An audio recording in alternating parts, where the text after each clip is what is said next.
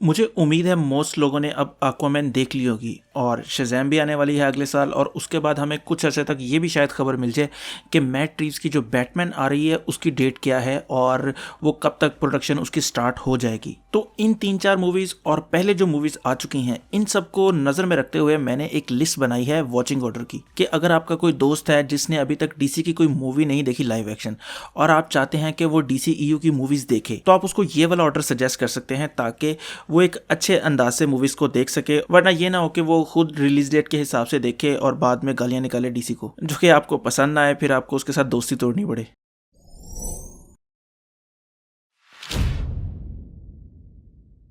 तो सबसे पहली मूवी जो डीसी ईयू में सजेस्ट करूंगा मैं, वो है वंडर वुमन। पहली बात ये तो वर्ल्ड वॉर की मूवी है जो कि इन सारे इवेंट से पहले की है।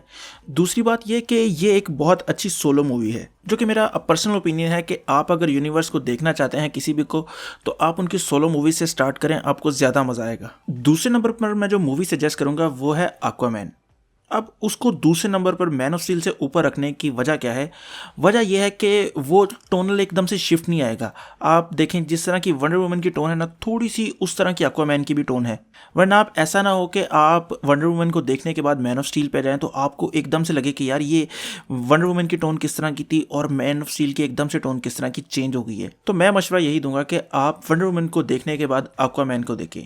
हाँ, ये मूवी जस्टिस लीग के बाद की है, लेकिन इतना ज़्यादा कोई इससे फ़र्क नहीं पड़ रहा। अगर आपने जस्टिस लीग नहीं भी देखी तो ये मूवी आपको अच्छे तरीके से समझ आएगी। और अगर आप एमसीयू की मूवीज़ के फ़ैन हैं तो ये मूवी काफ़ी लाइट हार्टेड है, तो आप ज़्यादा काफ़ी इंजॉय करेंगे इस मूवी को। अब तीसरे नंबर पर आप देखें मैन ऑफ स्टील। और अगर आप ये वीडियो बैटमैन की मूवी आने के बाद देख रहे हैं, यानी कि जो मैट रिव की बैटमैन है, तो मैं आपको सजेस्ट करूंगा कि मैन ऑफ स्टील से पहले आप वो बैटमैन की मूवी देखें, क्योंकि मुझे जो लग रहा है कि अब वो डीसी की टोन काफ़ी डिफरेंट कर रहे हैं पहली जैक स्नाइडर वाली मूवी से। तो इस जो आने वाली बैटमैन की मूवी है उसकी भी टोन थोड़ी सी वंडर वुमन टाइप होगी। तो पहले आप वंडर वुमन देखें, फिर एक्वामैन देखें, फिर बैटमैन देखें, फिर उसके बाद जाकर मैन ऑफ स्टील देखें। और अगर आप ये वीडियो तब देख रहे हैं जब बैटमैन की मूवी अभी तक रिलीज नहीं हुई, तो आप तीसरे नंबर पर मैन ऑफ स्टील देखें। मेरे ख्याल से सुपरमैन की वो आज तक की सबसे बेहतरीन मूवी है, लेकिन उसकी टोन इस तरह की है कि बहुत से लोगों को वो पसंद नहीं आती और लोगों को थर्ड एक्ट में उसके काफ़ी प्रॉब्लम है। तो इस मूवी को देखने के बाद आपकी 3 मूवीज़ हो जाएंगी, या अगर आपने बैटमैन के आने के बाद देखी हैं तो 4 हो चुकी होंगी। और अगर आपने गौर किया हो तो मैं मूवीज़ को एंड से लेके चला हूँ, यानी कि मैंने सोलो मूवीज़ को पहले प्रेफर किया है। अब जब आपकी सोलो मूवीज सारी कवर हो चुकी होंगी शज़ैम को छोड़कर, तो आप आए बैटमैन वर्सेस सुपरमैन पर। यानी अगर आप ये वीडियो बैटमैन की मूवी के आने के बाद देख रहे हैं तो आपकी ये 5वीं मूवी होगी, और अगर आप उससे पहले देख रहे हैं तो आपकी ये 4थी मूवी होगी, यानी कि वंडर वुमन,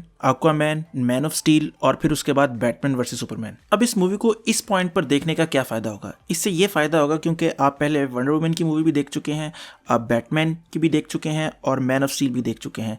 अब आप इन तीनों कैरेक्टर्स को, यानी कि जो ट्रिनिटी है डीसी की, इनको आप एक मूवी में इकट्ठा देखेंगे। और मैं आपको हाईली रिकमेंड करूंगा कि आप इस मूवी का अल्टीमेट एडिशन देखें, जो कि काफ़ी लेंथी है लेकिन वो बहुत ज़्यादा ज़बरदस्त है। अच्छा, अब इन मूवीज़ के बाद मैं आप लोगों को रिकमेंड करना चाहता हूं कि आप फ्लैश और साइबोर्ग देखें, लेकिन मुझे उसके चांसेस नहीं लग रहे कि वो इतनी जल्दी बनेगी। तकरीबन मुझे उम्मीद है कि उसमें 3-4 साल तो आराम से लग जाएंगे, तो उनका तो सवाल ही पैदा नहीं होता। तो अब रहेगी हमारे पास जस्टिस लीग। जस्टिस लीग आप बैटमैन वर्सेस सुपरमैन के बाद देखेंगे तो आपको काफ़ी ज़्यादा मज़ा आएगा, क्योंकि उसमें आपके पास Flash, Batman, Superman, Cyborg, Aquaman, Wonder Woman सारे मौजूद हैं उस मूवी में। जस्टिस लीग एज मूवी बहुत ज़्यादा अच्छी नहीं है, लेकिन जब आप पीछे उनकी सारी सोलो मूवीज़ देखकर आ चुके होंगे और उनकी आपस में लड़ाइयाँ वगैरह देखकर आ चुके होंगे, तो आपको उन सबको एक साथ देखकर थोड़ा सा अच्छा फील होगा। अब रह गई है हमारे पास एक मूवी, वो है सुसाइड स्क्वाड।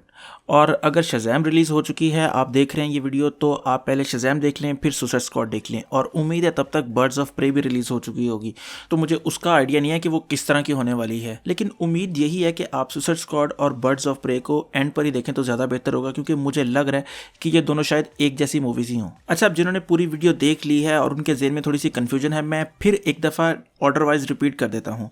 पहले आप वंडर वुमन देखें, फिर एक्वामैन देखें, और अगर बैटमैन रिलीज़ हो गई है तो तीसरे नंबर पर बैटमैन देखें। अगर बैटमैन रिलीज़ नहीं हुई तो तीसरे नंबर पर आप देखें मैन ऑफ स्टील, फिर चौथे नंबर पर आप देखें बैटमैन वर्सेस सुपरमैन, फिर 5वें नंबर पर आप जस्टिस लीग, और फिर एंड पर जाकर देखें आप सुसाइड स्क्वाड। अब मुझे उम्मीद है कि अगर आप इस ऑर्डर में ये मूवीज़ देखेंगे या किसी और को सजेस्ट करेंगे तो उनको डीसी के बारे में इतना ज़्यादा बुरा फील नहीं होगा जितना अब लोग कहते हैं। और मुझे ये भी उम्मीद है कि ये लिस्ट 2021-22 तक भी वैलिड रहेगी, क्योंकि इनके बाद जो मूवीज़ आएंगी वो मोस्टली इनके सीक्वल्स होंगे, और अगर किसी नए कैरेक्टर को भी वो इंट्रोड्यूस करवा रहे हैं तो वो इन मूवीज़ का हिस्सा नहीं रहा। तो मैंने कोशिश की आपको एक बेहतरीन किस्म की लिस्ट प्रोवाइड कर सकूं।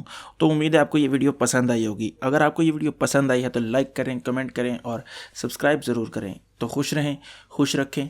अल्लाह हाफिज़।